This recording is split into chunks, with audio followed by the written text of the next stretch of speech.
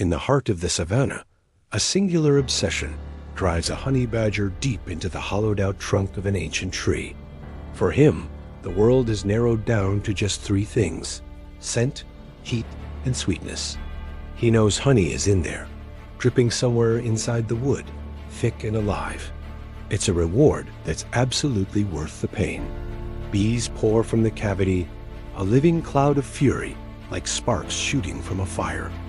They swarm him, stinging his skin, his face, his ears. The badger flinches, just for a second, and then completely ignores them. To him, pain is just a distraction. Calories, on the other hand, are everything. He digs with a renewed frenzy, his powerful claws tearing at the rotted wood, his snout buried deep inside the trunk. Each sting lands like a tiny needle of fire, but the overwhelming pang of hunger just drowns it out. The hive fights back as one single furious organism, a living storm defending its liquid gold. But the badger is relentless. He just keeps pushing forward. He's so focused, so consumed by his task, that he doesn't notice the shadow. A long, slender body slides through, low and smooth, barely disturbing a single stem. Jet black scales drink in the afternoon sun, absorbing its warmth, storing up energy and speed. The black mamba has returned to its den. Its refuge is right near the base of this very same tree, a hidden opening among the roots, cool and familiar. It moves with a quiet purpose, its head lifted just enough to read the vibrations in the soil. Every movement is calculated. Every decision is conservative. Survival is a game of millimeters. Then, the air changes. A new scent hits the mamba: mammal, sweat, a hint of blood, and honey. The snake freezes, its body a dark line in the golden grass. Ahead, the honey badger's back is turned. His attention is completely and utterly consumed by the hive. His breathing is loud, ragged. His posture is careless, exposed. In the unforgiving calculus of the wild, this is an opportunity, an opening as clear as a wound. The mamba lowers its head, flattening its body until it almost disappears into the grass. Speed is replaced with infinite patience. This isn't going to be a chase.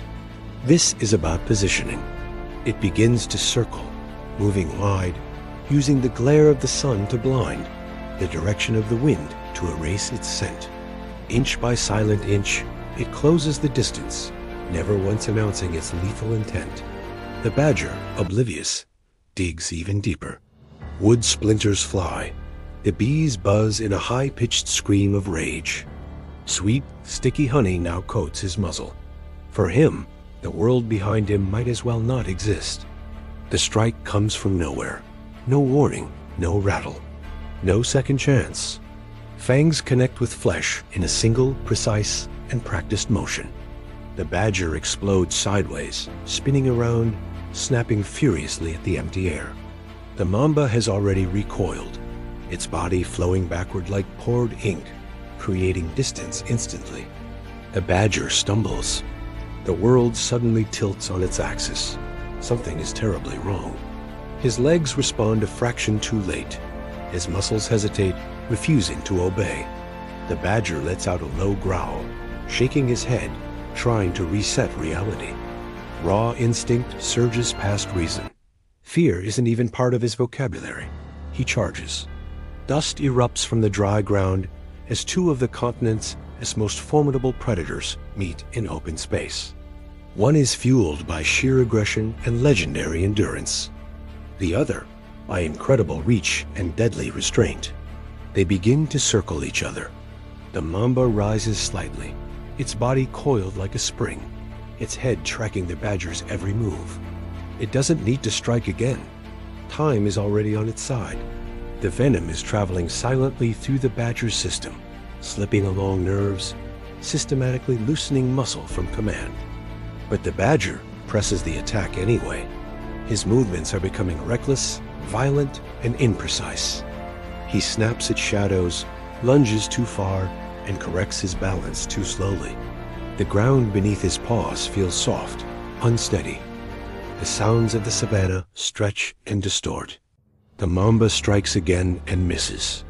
The badger swings wildly, his claws tearing up clumps of grass, his teeth clacking shut on nothing but air.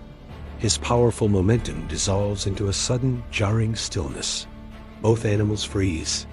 Every pause is a question. The mamba advances one body length, then stops. The badger sways on his feet, fighting not just a physical enemy, but the betrayal of his own nervous system. And then, for a split second, a moment of horrifying clarity. The badger lunges forward with every last ounce of strength he has left. His jaws close around the mamba's head in a brutal, decisive clamp. There's an audible crunch of bone. The snake's long body thrashes once, a final, violent spasm, and then goes completely limp. The threat is over, but the battle is not. The badger releases his grip and staggers back. His body is in open revolt as the venom reaches its peak. His muscles seize up. Electrical storms of pain ripple beneath his skin. He convulses violently, collapsing into the tall grass. This is the terrifying danger of neurotoxic venom. Breathing becomes hard work. Movement becomes impossible. He tries to get up, but his legs won't cooperate. He fails. A short, desperate run turns into a clumsy stumble. His body's demand for oxygen spikes while his muscles refuse to cooperate. He falls onto his side.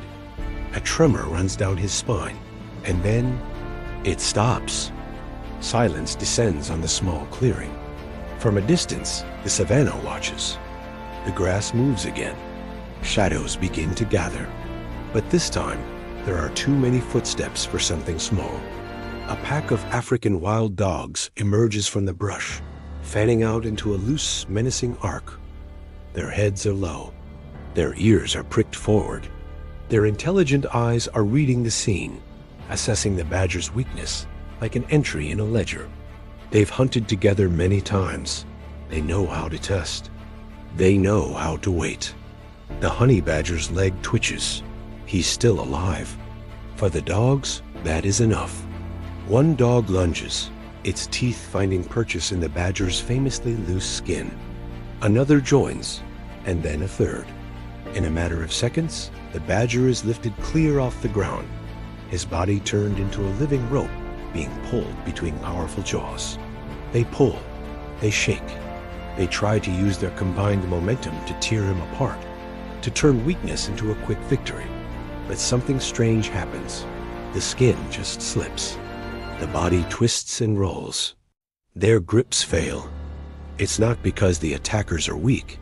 It's because this animal is biologically built for refusal. His incredibly loose skin folds and rolls, denying them any clean angles. Their teeth slide off. Their grips can't hold. Suddenly, the badger snaps, clamping his jaws onto a sensitive spot near one dog's muzzle. It's a grip that does not negotiate. The dog yelps in pain and surprise, immediately retreating. The others, momentarily confused, back off as well. This small victory has bought him precious time. Lying there, as the wild dogs regroup, something incredible begins to happen. His body isn't just enduring the toxin, it's actively neutralizing it. Slowly, agonizingly, control begins to return. A twitch becomes a muscle contracting. A shudder becomes a deliberate attempt to move. He gets one leg under him, then another. The dogs watch, hesitant now. The easy meal they saw just moments ago is changing. It's getting up. The badger rises, shaking his head, the last of the venom's fog clearing.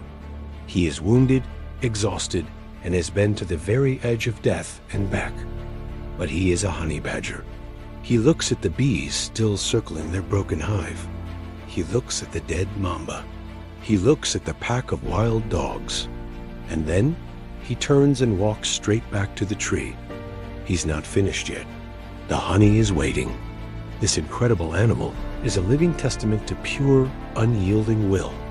A reminder that in nature, sometimes the most stubborn, most defiant creature is the one that wins. Thanks for watching. If you were as amazed by the honey badger's resilience as I was, don't forget to like this video and subscribe for more incredible stories from the wild.